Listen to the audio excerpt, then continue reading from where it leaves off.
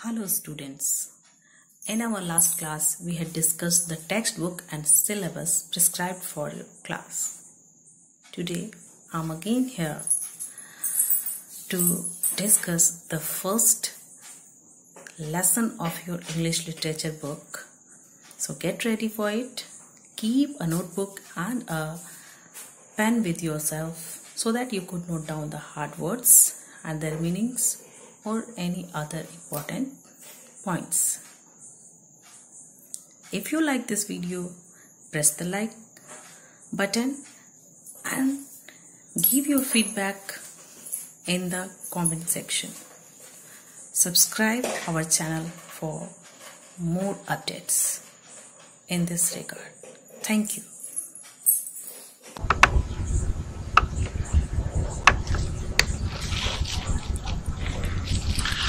By the way children, have you ever considered कि जब भी हम किसी जानवर का, किसी एनिमल का नाम लेते हैं तो उस एनिमल के साथ साथ उसकी कोई ना कोई खासियत, उसकी कोई ना कोई क्वालिटी भी हमारे दिमाग में आ जाती है. For example, if we talk about Dove,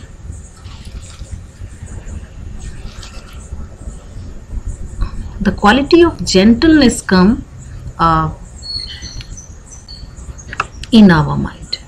Like that, if we talk about dog, so we also know that dog is known for being faithful. Like that, a fox too is also known for being cunning. In the same way, a parrot is known for being talkative. And lastly, a monkey.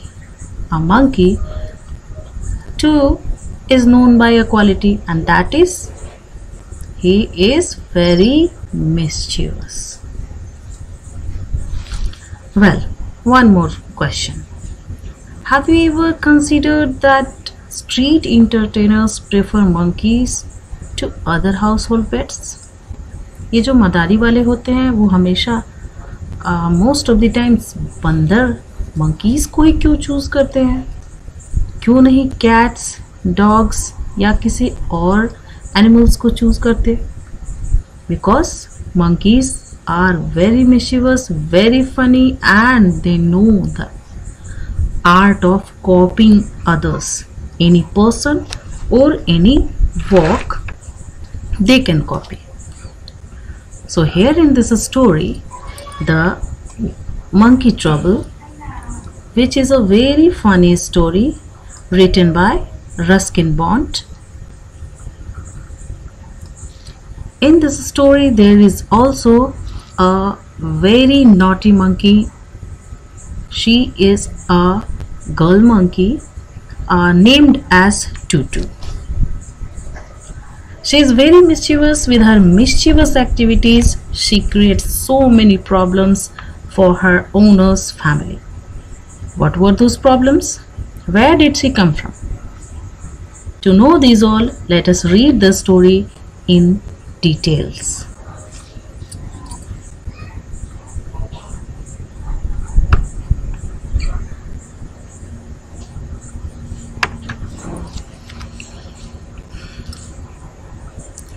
Grandfather bought Tutu from a street entertainer for the sum of 10 rupees. The man had 3 monkeys. Tutu was the smallest but the most mischievous. She was tied up most of the time. The little monkey looked so miserable with the collar and chain that grandfather decided it would be much happier in our home. So here there is grandfather. Who is this grandfather? Actually, the story has been written in autobiographical way. The writer of the story, Ruskin Bond's grandfather, is being referred here. ये Ruskin Bond के grandpa हैं जिन्होंने क्या किया था? Purchase किया था टूटू को, that monkey, from a street entertainer. Street entertainer का मतलब होता है मदारी वाला।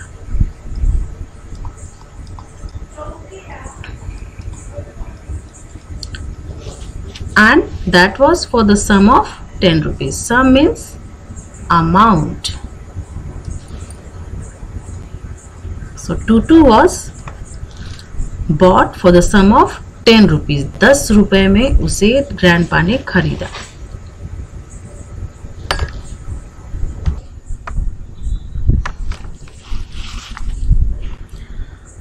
The man had 3 monkeys.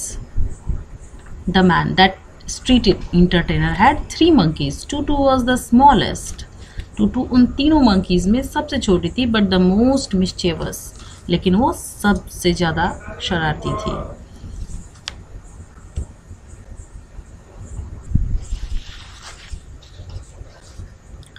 She was tied up most of the time. Tied up means to kept in bondage. बंधा होना, वो अधिकतर समय बंधी हुई होती थी। The little monkey looked so miserable. Miserable mean sad. वो इतनी उदास लगती थी। With a collar and chain, उस कॉलर, उस पट्टे में और उस चेन, उस रस्सी में, that grandfather decided it would be much happier in our home. Actually, grandpa ने उसे मदारी के पास बंधा हुआ देखा कॉलर और चेन में, और उस देखा कि वो बहुत माइजरेबल है, बहुत ही दुखी है। इसलिए उन्होंने सोचा कि it would be much happier in their home. उन्होंने सोचा कि घर अगर इसे ले चलें तो वो वहाँ ज़्यादा खुश होगी। Grandfather had a weakness for keeping unusual pets. Weakness, here weakness means hobby. जो बहुत ज़्यादा पसंद करते थे वो क्या था? Keeping unusual pets, uncommon pets को पालना उनका शौक था। जैसे कि जनरली लोग पालते हैं cats, dogs, parrots, but grandpa ने पाल रखा था। आपको स्टोरी में आगे देखने मिलेगा, ग्रैंडपा ने डंकीज, पाइथन्स, गोट्स, मंकीज, ये सारे पेट्स पाल रखे थे। सो ये उनका शौक था। इट वॉज द हैबिट, ये जो शौक था, that I at the age of 8 or 9 used to encourage. ये जो आदत थी उनकी उस समय, मैं मतलब Ruskin Bond, the writer of the story, उस समय रस्किन बॉन्ड 8 या 9 साल के थे जब इस कहानी में जो घटनाएं हुई वो घटित हुई। So he used to encourage this habit of grandpa. Grandpa के अनयूजुअल पेट्स पालने के शौक को वो इनकरेज करते थे, वो सपोर्ट करते थे। Now grandma at first objected to having a monkey in the house. Grandma ने पहले तो मना किया। She refused to having a monkey in the house. You have enough pets as it is. She said, referring to grandfather's goat, several mice and a small tortoise. इन सब की याद दिलाते हुए ग्रैंडमा ने कहा कि you have enough pets as it is. आपके पास पहले से ही काफ़ी ढेर सारे पेट्स हैं।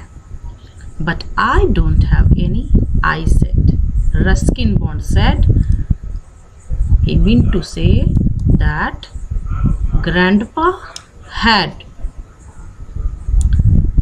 so many pets, but he did not have. Ruskin Bond didn't have it. बच्चे ने कहा कि रस्किन बॉन्ड ने कहा कि मेरे पास तो नहीं है।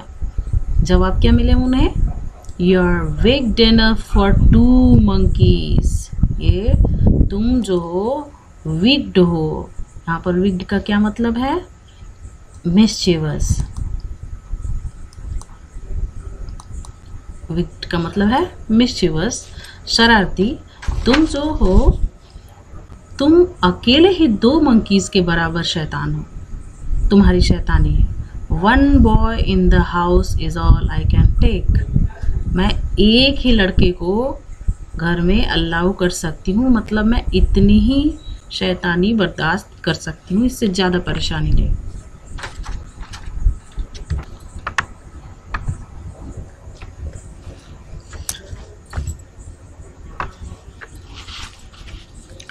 Ah, but Tutu isn't a boy, said grandfather triumphantly. Triumphantly means in a victorious way. जीतने के अंदाज में उन्होंने कहा, ग्रैंडपा ने कहा कि Tutu isn't a boy. He meant to say that she was a girl monkey. This is a little girl monkey, he said. Grandmother gave in. At last she submitted, means वो हार मान गई।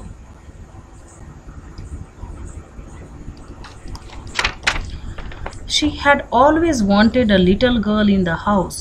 हमेशा से वो चाहती थी कि घर में कोई छोटी लड़की हो। She believed girls were less troublesome than boys. उनका ये मानना था कि गर्ल्स जो होती हैं वो कम परेशान करती हैं बॉयज़ के कंपैरिजन में। Tutu was to prove her wrong, और here Tutu was to prove her wrong. Tutu उन्हें उनकी इस सोच को गलत साबित करने वाली थी, गलत प्रूफ करने वाली थी। She was a pretty little monkey. देखने में वो बहुत ही क्यूट सी लगती थी। Her bright eyes sparkled with mischief beneath deep-set eyebrows. अब हमें रस्किन बॉन्ड बता रहे हैं कि वो दिखती कैसी थी। तो उसकी आंखें क्या थी? बहुत ही ब्राइट थी। उसकी आंखें स्पार्कल करती थी, चमकती थी। किस चीज़ से? मिस्चिफ से, शरारत की वजह से उसकी आंखें चमक रही होती। Beneath deep set eyebrows. Beneath means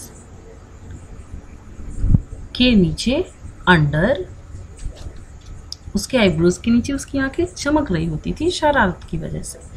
And her teeth were pearly white. उसके दांत कैसे थे? मोतियों से सफ़ेद। Were often revealed in a grin.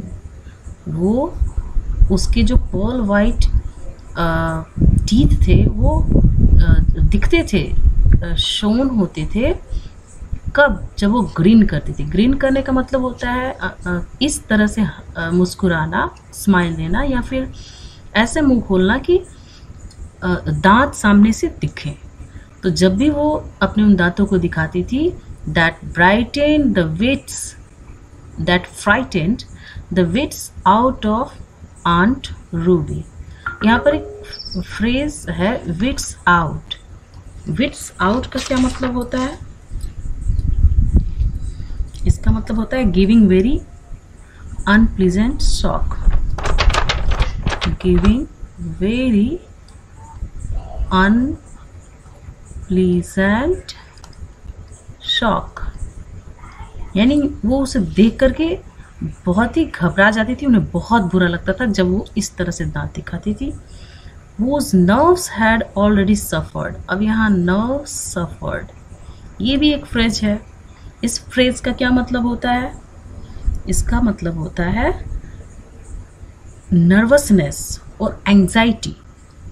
So aunt Ruby ये रस्किन बॉन्ड की आंट है जो कि अनमैरिड है अभी, और वो पहले भी काफ़ी नर्वस, काफ़ी परेशान रहा करती थी from the presence of grandfather's pet python in the house at Lucknow. Lucknow में ग्रैंडपा ने अपने लखनऊ वाले घर में क्या किया था? पाइथन पाल रखा था, अजगर पाल रखा था, और उसकी वजह से वो हमेशा ही परेशान रहती थी। बट दिस वॉज देहरा, ये जो जगह थी वो देहरादून थी। इस बार ये जो टूटू की घटना है वो देहरादून में हुई। माई ग्रैंड पेरेंट्स हाउस, जो इनके ग्रैंड पेरेंट्स, रस्किन बॉन्ड के ग्रैंड पेरेंट्स का घर था। And aunts and uncles had to put up with our pets, और उन्हें यानी आंट और अंकल्स को पुट अप ही करना पड़ता था, साथ में ही रहना पड़ता था, उनके साथ मिला जुला के ही चलना पड़ता था, कॉम्प्रोमाइज़ करना पड़ता था पेट्स के साथ।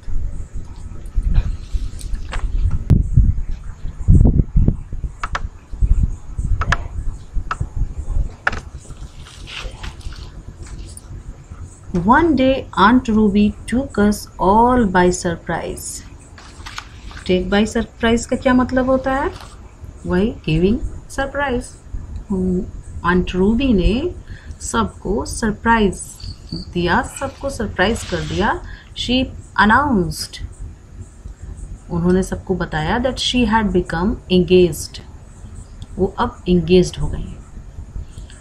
We had always thought that Aunt Ruby would never marry.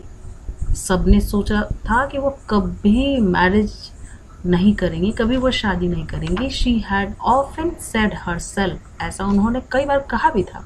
But it appeared that the right man had now come along in the person of Rocky Fernandez.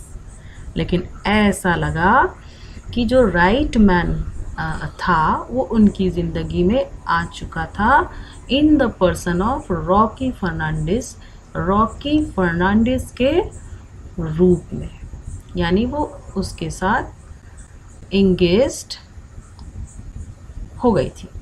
A school teacher from Goa by profession, ये जो Rocky Fernandes थे वो school teacher थे और वो गोवा से belong करते थे। Rocky was a tall, firm jawed, good natured man. Rocky tall थे, फर्म जॉड थे, जॉ यहाँ जबड़े से है, एंड वो मुंह के शेप को बता रहा है, एंड गुड नेचर्ड मैन, वो अच्छे स्वभाव के आदमी थे। Who visited the house quite often, जो उनके घर बराबर आया करते थे, अक्सर आया करते थे, ऑफन आया करते थे। And brought me, here again Ruskin bond, me means every first person used in this story is for Ruskin bond.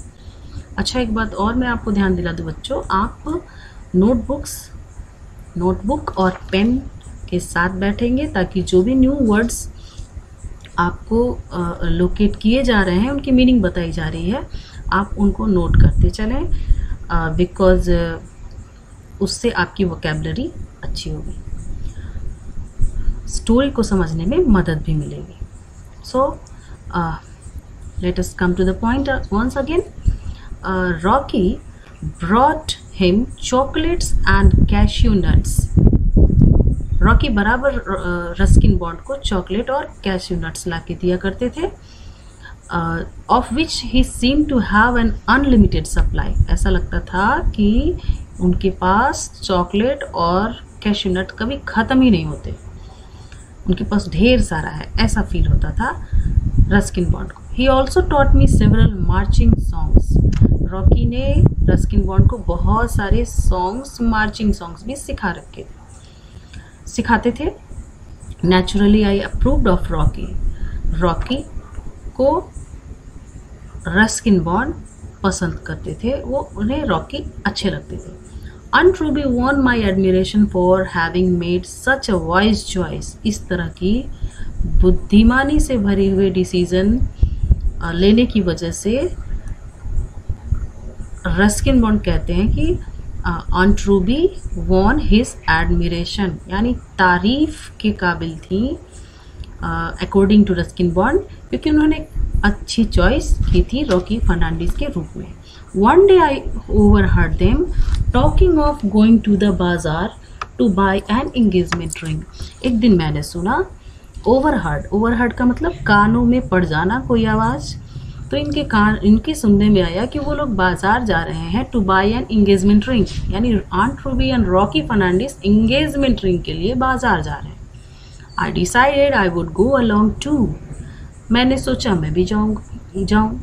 But as Aunt Ruby had made it clear that she did not want me around, लेकिन aunt ने पहले ही इनको indicate कर दिया था कि वो नहीं चाहती कि मैं उनके, यानी रस्किन बॉन्ड उनके आस पास रहें।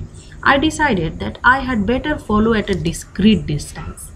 मैंने सोच लिया, मैंने डिसाइड किया कि बेहतर होगा कि मैं डिस्क्रीट डिस्टेंस से उन्हें फॉलो करूं। डिस्क्रीट का मतलब होता है कि एक ऐसा distance that doesn't attract attention, कि कोई समझ ना पाए,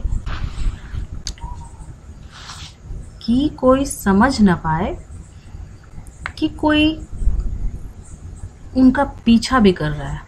Discreet means that doesn't attract attention. Nobody could know that somebody is following them. So Tutu becoming aware that a mission of some importance was underway. Tutu aware means known. Tutu भी समझ गई कि कोई एक mission है जो बहुत important है और वो अंडरवे है, यानी कि मैं कुछ ऐसा करने वाला हूँ जो कि एक मिशन के जैसा है। उसने भी डिसाइड किया, she decided to follow me. उसने, जैसे कि मैंने सोचा कि आंट रूबी के पीछे चलते हैं, ठीक उसी तरह से टूटू ने भी सोच लिया कि कुछ तो हो रहा है, और इसलिए she decided to follow me, means follow Ruskin Bond the boy. But as I had not invited her along, she too decided to keep out of sight. जिस तरह इन्होंने भी सोचा था,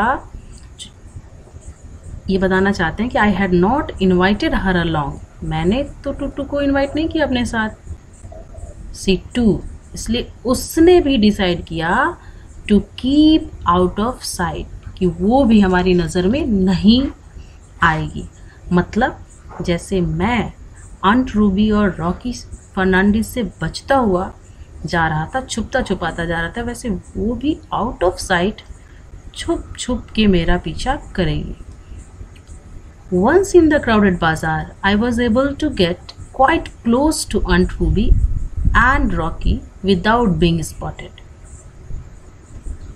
एक बार क्राउडेड, भीड़ भाड़ से भरा हुआ जो बाजार था, I was able to get quite close, मैं काफ़ी नज़दीक, क्लोज, नियर बाय पहुँच गया। किसके? आंट रूबी एंड रॉकी के, विदाउट बीइंग स्पॉटेड। वो मुझे नहीं देख रहे थे, बट मैं उनके काफ़ी करीब पहुँच गया था। I waited until they had settle down in a large jewellery shop.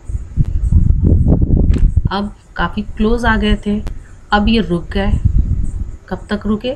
जब तक कि वो एक बड़े से ज्वेलरी शॉप में चले न गए। Before sauntering past and spotting them as though by accident.